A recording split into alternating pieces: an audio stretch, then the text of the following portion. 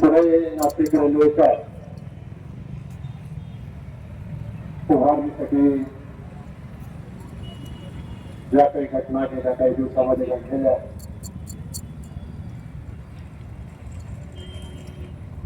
त्याच्या संदर्भामध्ये आपल्या भावना व्यक्त करण्यासाठी आपली मागणी मांडण्यासाठी आज आपण सगळेजण एक प्रातिनिधिक स्वरूपामध्ये रस्ता रोकोचं आंदोलन या ठिकाणी करतो.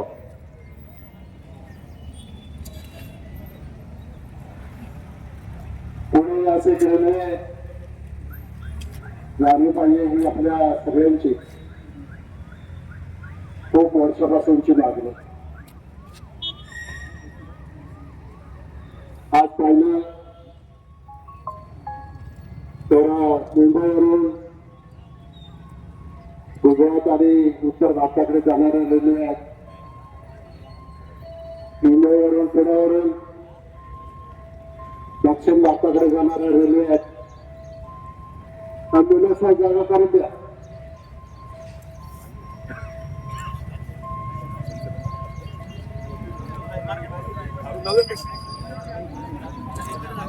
काय झालं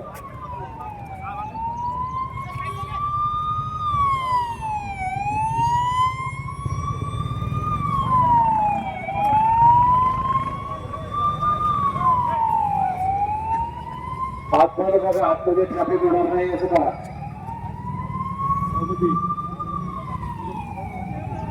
जागा करून द्या. आपल्या कार्यकर्त्यांनी अँब्युलन्सला जागा करून द्या.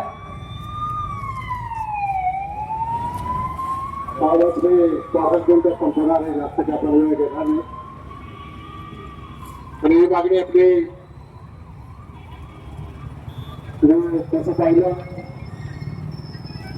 तर पुण्यावरून अहमदनगरला किंवा मनमाडला जायचं असलं तरी रेल्वे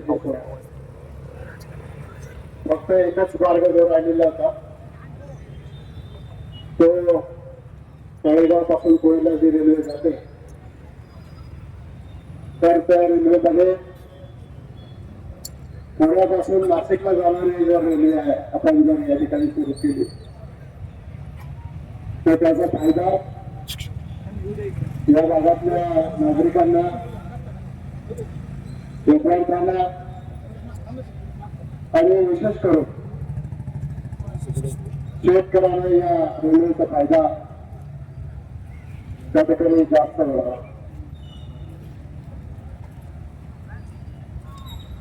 शेतकऱ्यांचा माल सोबत घेतलेल्या परदेशामध्ये गेला पाहिजे. त्याच्यासाठी आपली गेली होती, परंतु काही कारणामुळे ट्रेनचं बदल तेव्हा होऊ शकला नाही आणि तो आता पुरंदरला सासवडला त्या ठिकाणी गेलो. आता विमानतळाकडे गेला तर आपली मागणी हीच होती की पुण्यापासून तर नाशिकला जाणारी रेल्वे जर झाली तर निश्चित इथल्या शेतकऱ्याचा माल नाशिक पर्यंत जाईल आणि नाशिकहून पुढची जी कनेक्शन्स आहेत मग मराठवाड्यामध्ये जाणारी कनेक्शन्स असतील किंवा आणखी उत्तरेकडे जाणारी कनेक्शन्स असतील हे सगळे कनेक्शन्स त्या ठिकाणी जोडले जातात. आणि म्हणून गेल्या अनेक वर्षापासून या भागातल्या जनतेची ही अपेक्षा 2004 ला आपले ज्येष्ठ नेते माननीय शिवाजीराव आढळराव पाटील या विभागाचे खासदार झाले आणि त्यांनी या पुणे नाशिक रेल्वेसाठी खूप मोठ्या प्रमाणामध्ये पाठपुरावा केंद्र सरकारकडे केला. त्याला काही यश येत नव्हतं. नंतर भारत सरकारने एक आपली भूमिका बदलली आणि भारत सरकारने सांगितलं की 50% खर्च राज्य सरकारने केला पाहिजे, 50% खर्च आम्ही केंद्र सरकार करू. 2008-9 मध्ये मी राज्याचा अर्थमंत्री झालो होतो.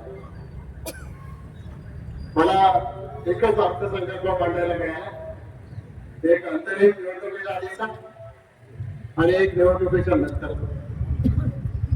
आणि मला तुम्हाला सांगायला हे मनापासून अभिमान आहे की राज्याचा अर्थमंत्री म्हणून महाराष्ट्राच्या विधानसभेमध्ये मंत्रिमंडळाची मान्यता घेऊन ही घोषणा केली होती की पुणे नाशिक रेल्वेचा जो 50% आर्थिक भार आहे तो आर्थिक भार आम्ही महाराष्ट्र सरकार उचलायला तयार आहे. आणि त्याची तरतूद सुद्धा आपण तसा पण केंद्र सरकारला कळवलं सुद्धा. परंतु 2009 मी विधानसभेचा अध्यक्ष झालो, पण दिल्लीमध्ये धक्का घडत होता. शिवाजीराव एकदा दोनदा तीनदा खासदार झाले, त्यांनी आपला पाठपुरावा चालूच ठेवला आणि त्यावेळेला बरचसं काम पुढे गेलं. परंतु त्यांना मग लोकसभेमध्ये थांबायला लागलं. डॉक्टर अमोल कोल्हे या भागामधून दिल्लीला निवडून गेले खासदार म्हणून.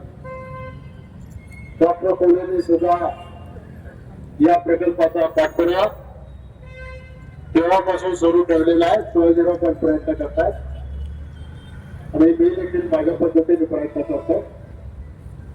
संघटनेचे सत्तेचे चांगले प्रयत्न करतात, सिन्नरचे आमदार प्रयत्न करतात.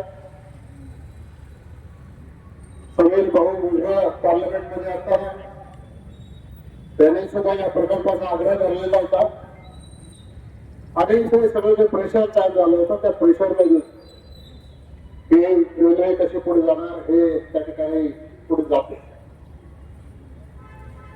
परंतु मध्यंतरी एका कार्यक्रमाला शिरूरच्या एका कंपनीमध्ये रेल्वे मंत्री आले होते, वैष्णवजी. मुख्यमंत्री होते, मी होतो. मुख्यमंत्री लवकर जरा निघून गेले, त्यांना जायचं होतं कार्यक्रमाला.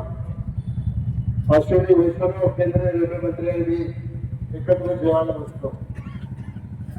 त्यावेळेला मी त्याच्याकडे हा विषय काढला की वैष्णवजी हा आधी देखील निवेदन सुद्धा केलं होतं. हा प्रश्न अतिशय गंभीर आहे. या भागातल्या लोकांची मागणी आहे आणि म्हणून याला गती दिली पाहिजे. तुम्ही मला सांगा, पाहिजे तर आवश्यक असेल तुम्ही दिल्लीला येऊन कुठल्याशी चर्चा करायला तयार. पण काय झालं माहिती आहे, रामजनगाववरून केंद्रीय रेल्वे मंत्री निघाले, पुण्याला रेल्वे स्टेशनला एका कार्यक्रमाला गेले. माझी बातमी आधीच आली होती. पुण्याच्या कार्यक्रमात रेल्वे मंत्र्यांनी मला त्या निष्पत्ती सांगितलं होतं की पुणे नाशिक रेल्वेचा आता तुमचा प्रकल्प रद्द झालेला आहे, तो आम्ही आमच्या लिस्ट मध्ये काढून टाकतो. आणि ती गोष्ट त्यांनी जाहीर पाळली. त्याच दिवशी पुण्याला गेल्यानंतर तिथं ती घोषणा केली आणि मग त्याच्यानंतर आम्ही सगळे जे संबंधित लोक आहोत या प्रकल्पाशी आम्ही सगळ्यांनी त्याचा प्रयत्न केला. हा प्रश्न महाराष्ट्राच्या विधानसभेमध्ये सुद्धा आम्ही उचलला. त्यावेळेला आपले राज्याचे मुख्यमंत्री देवेंद्रजी फडणवीस यांनी डॉक्टर कपाळकर साहेबांच्या अध्यक्षतेखाली कमिटी नेमली आणि मुख्यमंत्र्यांशी ज्यावेळेला माझं बोलणं झालं तेव्हा मुख्यमंत्र्यांनी सांगितलं हा जीएमआरटीचा प्रोजेक्ट त्याच्यामुळे निर्माण होणारं दर्शन या रेल्वेमुळे या जीएमआरटीच्या प्रोजेक्टला अडथळे निर्माण होते म्हणून केंद्र सरकारने हा निर्णय रद्द केला. प्रकल्प आर्थिक वायबिलिटीचा विचार नका करू, पण प्रकल्प रद्द करताना टेक्निकल वायबिलिटी याची बसते नाही याचा विचार करा. आणि त्याच्यासाठी अमेरिकेमधल्या एका शास्त्रज्ञांचं जे लेखी ओपिनियन मागवलं होतं ते ओपिनियन त्यांना त्या ठिकाणी दिलं आणि मग या DMRCच्या संदर्भामध्ये पुढे हा प्रकल्प कसा करता येईल याच्यासाठी डॉक्टर चाकणकरांच्या अध्यक्षतेखाली कमिटी त्या कमिटीचा अहवाल यायचा त्यावेळी त्याच्यानंतर प्रकल्प पुढे कसा घेऊन जायचा. पण दरम्यानच्या काळामध्ये केंद्र सरकारने आणखी एक निर्णय घेतला की पुण्यापासून हा प्रकल्प या मार्गे घेऊन जाणार होता त्याच्याऐवजी आता हा प्रकल्प रांजणगाव आणि त्या परिसरामधून अहमदनगरला घेऊन तिकडून अहिल्यानगरहून तो प्रकल्प नाशिकला जोडायचा असं काहीतरी त्यांनी नियोजित केलं. कारण जशी मुंबईवरून गुजरातला जाणारी बुलेट ट्रेन करतात तशीच मुंबईवरून पुण्यावरून साऊथला जाणारी अतिजलद रेल्वे करायचं त्यांच्या डोक्यामध्ये आहे. आता त्याच्यावर आमच्या सगळ्यांचा पाठपुरावा सुरू आहे. माझं डॉक्टर अमोल कोल्हेंशी पण बोलणं झालं. अमोल कोल्हेंना ही सगळी परिस्थिती माहिती आहे. काल रात्री वरती पाटलांचं आणि अमोल कोल्हेंचं पण बोलणं झालं. वरती पाटलांनी त्यांना सांगितलं की जर हा आपल्या भागातला प्रकल्प आहे तर तुम्ही सगळ्या आमदारांना घेऊन येतं बसा त्यात भूमिका सांगा काय आणि मग त्या भूमिकेमधून हा प्रकल्प पुढे कसा न्यायचा हे आपण त्याच्यामध्ये व्हायचं ते होईल. आपण 50% पैसे पण फोन करायला आपण सगळे प्रयत्न केले. आपल्या खासदारांनी आढळराव पाटलांनी प्रयत्न केले, अमोल कोल्हेंनी प्रयत्न केले, बाळासाहेब थोरात प्रयत्न करतात, सत्यजित पाटील प्रयत्न करतात, आमचे सिन्नरचे आमदार प्रयत्न करतात, भोगळे साहेब प्रयत्न करतात, सर्वांचा प्रयत्न. पण केवळ राजकीय लोकांना हा प्रकल्प पाहिजे याच्यापेक्षा हा प्रकल्प जनतेला पाहिजे का नको याच्यासाठी आपल्या भावना व्यक्त करण्यासाठी आपण रस्त्यावर आलेलो आंदोलन करतो. खरं तर आम्ही सत्तारूढ पक्षातले लोक आहोत. आम्ही आंदोलन करून एखादा प्रश्न सोडून असं नाही. आम्हाला माहिती आहे कुठं नक्की कळ लागले की कुठं कळ लागते कुठं लागले की कसा प्रश्न सुटतो आणि मग तेच काम आपल्याला करायचं. तरी सुद्धा जनमानसामध्ये विशेषतः तरुण पिढीमध्ये विद्यार्थ्यांमध्ये विद्यार्थिनींमध्ये हे आंदोलन केल्याच्या नंतर काय होतं हे भूमीच्या आणि शेतकऱ्यांच्या आंदोलनाच्या निमित्तानं आपण या देशामध्ये पाहिले. आणि म्हणून कोणाला विरोध म्हणून नाही, कोणाशी बाजू उडायची म्हणून नाही, काहीतरी लोकांचा गैरसमज किंवा समज करून द्यायचा म्हणून नाही, कुठल्याही राजकीय हेतूशिवाय या भागाचं भवितव्य चांगलं करणारा हा प्रकल्प आहे. आणि म्हणून या प्रकल्पामध्ये आज कमी लोक कदाचित हजर असतील पण या प्रकल्पामध्ये हजर असणाऱ्या लोकांच्या पेक्षा या 2 एकूण 4 तालुक्यामधून उठाव झाला पाहिजे की आम्हाला हा प्रकल्प पाहिजे म्हणजे पाहिजे आणि तो प्रकल्प सुरू करण्याच्या दृष्टिकोनातून आपण सगळेजण प्रयत्न करू. या पुढच्या काळामध्ये सुद्धा जेव्हा जेव्हा आम्ही तुम्हाला साथ घालू तेव्हा तेव्हा तुम्ही आपल्या मर्जीला या ठिकाणी आलं पाहिजे आणि या प्रकल्पामध्ये सहभाग घेतला पाहिजे. एवढंच मी आज या निमित्ताने सांगतो.